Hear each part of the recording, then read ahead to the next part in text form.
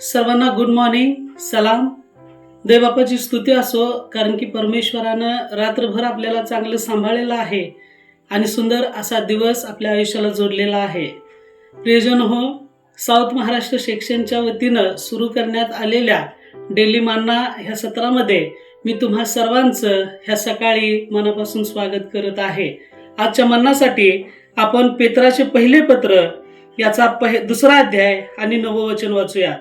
तुम्ही तर निवडलेला वंश, राजकीय याजकगण, पवित्र राष्ट्र, देवाचे स्वतःचे लोक असे आहात, ह्यासाठी की ज्याने तुम्हास अंधकारातून काढून आपल्या अद्भुत प्रकाशात पाचारण केले, त्याचे गुण तुम्ही प्रसिद्ध करावे.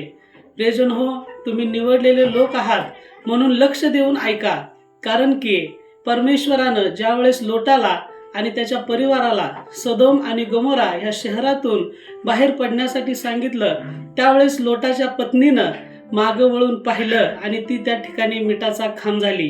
का? कारण की त्यांचं शरीर त्या शहरामधून निघालेलं होतं, परंतु लोटाच्या पत्नीचं मन अजून देखील त्या शहरामध्ये, तिच्या संसारामध्ये गुंतलेलं होतं. जर आपल्याला देवाच्या योजनेनं पुढं जायचं असेल तर आपल्याला आपला भूतकाळ विसरावा लागेल, आणि जोपर्यंत आपण आपला भूतकाळ विसरणार नाही, किंवा जर आपण आपला भूतकाळ याला चिटकून असेल, तर परमेश्वराच्या ज्या योजना, जे उद्देश तुमच्या आणि माझ्यासाठी आहेत ते पूर्ण होणारच नाहीत. आणि म्हणून ज्या पद्धतीनं लोटानं परमेश्वराचा शब्द पाळला आणि देवबापानं त्याला आशीर्वादित केलं, परंतु लोटाची पत्नी त्या ठिकाणी मिठाचा खांब होऊन राहिली.